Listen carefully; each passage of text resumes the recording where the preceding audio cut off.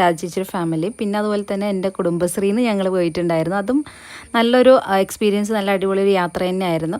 പക്ഷെ അതെന്ന് പറഞ്ഞു കഴിഞ്ഞാൽ ഒരു ബസ്സിൽ ഫുൾ ആൾക്കാർ ഒരേ വൈബിലല്ലല്ലോ, പല ടൈപ്പ് ആൾക്കാർ പല സ്ഥലങ്ങളിൽ നിന്നാണല്ലോ. അപ്പോൾ നമുക്ക് ഒരുപാട് അങ്ങ് എൻജോയ് ചെയ്യാൻ പറ്റത്തില്ല.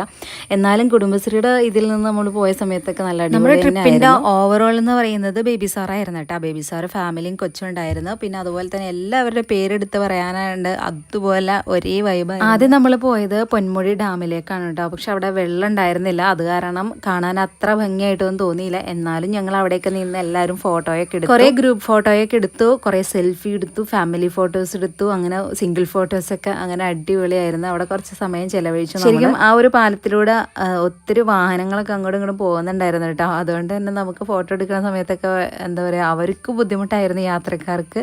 എന്നാലും അവർ പ്രശ്നമൊന്നും ഉണ്ടായിരുന്നില്ല. അവരവിടെ നിർത്തുകയും പയ്യെ പോവുകയും ഒക്കെ ചെയ്ത് നമ്മളെ സഹകരിച്ചു. എല്ലാവരും ഫാമിലി ആയിട്ടല്ല